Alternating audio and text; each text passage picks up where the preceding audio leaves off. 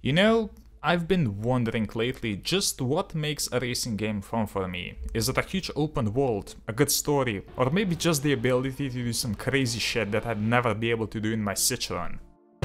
All of those are great, but I've come to a conclusion that for me, the biggest reason to continue playing a game is to collect cars. If you've been following my channel for a long time, you know that I started by playing Car Town, which is one of the greatest car collecting games of all time, and there really hasn't been a game like it since.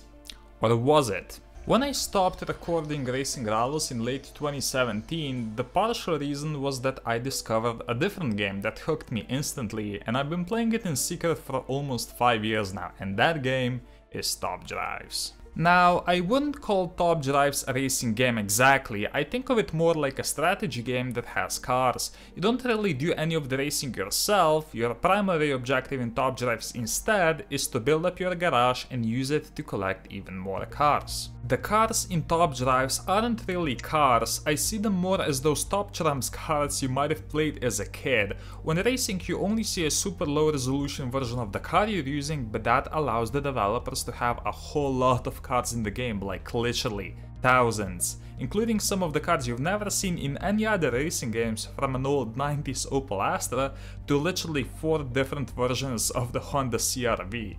Odds are, if you love cars, you will get instantly hooked just on that premise alone. The cars come in 7 different rarities, from common to legendary, but in every single rarity you'll find a lot of cars that will really help you in your Top Drives career. To make certain cars like the SUVs useful, there are also a variety of surfaces, so the sports cars often won't be the best possible cars that you can use.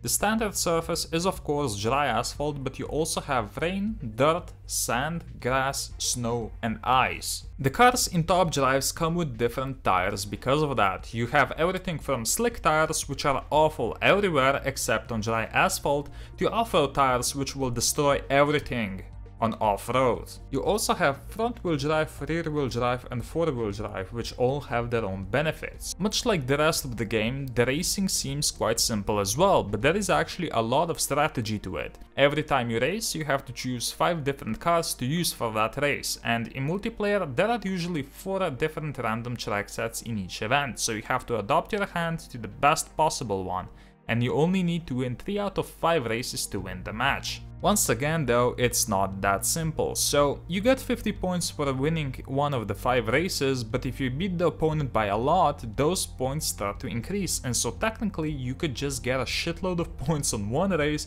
lose the remaining 4 races and still win the match. Depending on how many points you win by, you get 1 or more reward cards to flip after the race. You can win cash, XP or even cars. Of course, there are other ways to get new cars in Top Drives as well. You can get some from the campaign, but the main way is to open packs, and here comes the controversy. Top Drives is pretty pay to win, but if you complete the campaign, you can get some pretty good cars like the McLaren 12C out of it, which you can then use to compete in multiplayer and in the new single player campaigns to grow your garage even more. You might be wondering, what will I do with all these cars I'm getting? Like, I'll never use most of them, and you'd be right. That's where fusing comes into play, so you can upgrade cards in Top Drives, but in order to do that you need to sacrifice 3 cards of a lower rarity tier. So, to put an upgrade into a legendary, you need to fuse 3 epics, or for a super rare, you need to sacrifice 3 rares. There are 3 different things you can upgrade: the engine, weight and chassis, and all of those will improve the performance of your car. A lot of people were pretty disappointed because there isn't any customization in the game, but personally I think that the amount of cars really makes up for it. Okay, so I know that that was a lot of information if you never played Top Drives, but if you liked the basic premise of the game, I would really suggest that you give it a try, because there really isn't any other games like Top Drives out there at the moment. Also, you could subscribe to the channel if you enjoyed this type of content, but anyway, for the second part of the video I really wanted to tell you a story, but to do so, I need to tell you about prize cards first. So prize cards are some of the best cards in the game that you cannot pull from regular packs. There is usually a Tri-Series competition every 2 weeks, and in the final event the top 10 players will get a certain prize car. Generally it's a legendary, but some are better than others. But yeah, Tri-Series are very competitive. Like, I started playing in late 2017, but I didn't win my first Tri-Series prize car until 2020, which was this Lambo. Anyway, let me tell you a story about the only Bugatti I ever unpacked. I played a lot of top drives in 2021, but I only got 3 legendaries during that time, which really isn't a whole lot. To make things even worse, one of them was a not very useful Lambo, the other one was this thing which is often thought to be the worst legendary in the game, but the third one was a Bugatti. Bugattis aren't quite as overpowered as they used to be when the game first launched, but they're still some of the best cars in the game, so you might be wondering which one did I get? The Chiron? The Veyron? Yeah, no, I got the shittier version of the EB110, which is pretty much the worst Bugatti in the game. An insane car in real life, but very underwhelming in the game, and so it just collected dust in my garage. Fast forward half a year, there was yet another Tri-Series coming up, and the prize car this time was insane. The Rimac Nevera, probably the best drag car in the whole game, and the restrictions were that you could only use cars from 1992 and 1993. My hand wasn't all that great. I mean, I could finally use the EB110 since it was from 1992, and I did get very lucky a couple of days before the finals and got a BMW NASA from a pack, and I did have the Caterham GPE lying around for almost 2 years, even though I never needed it, so it was kinda starting to come together.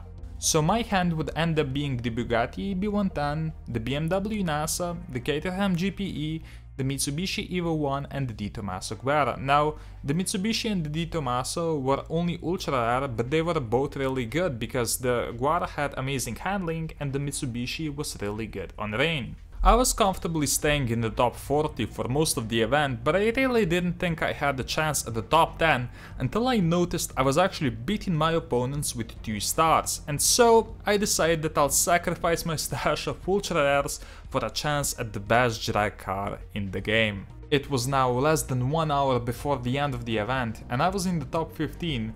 I was doing fine, but the Bugatti kept on losing races by only a couple of milliseconds, and so in the heat of the moment I have decided that I will upgrade it.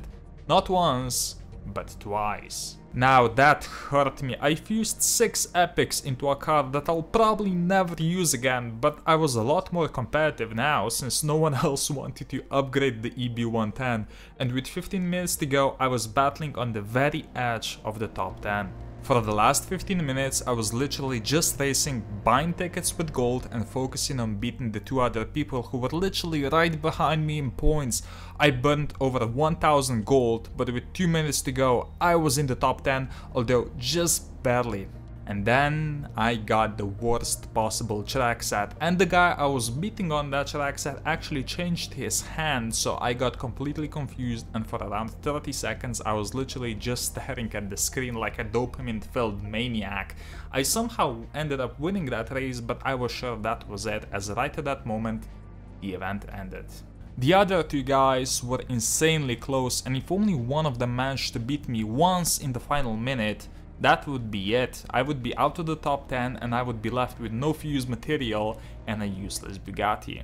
As the results came in, I was shocked to find out that I got precisely 10, so I don't know how. I shouldn't have won the Nevada, but I did, and it's now by far the best drag car that I have. So, moral of the story, if you're gonna play top drives, never ever sell a legendary because you never know when it can come into clutch. EB110, you're cool. Okay, so I know that this was a little bit of a different video, but I'm really trying to, change up the content on my channel and make it better. So if you guys enjoy stuff like this, make sure to leave a like. Also, subscribing would really help me. And yeah, I'll see you next time.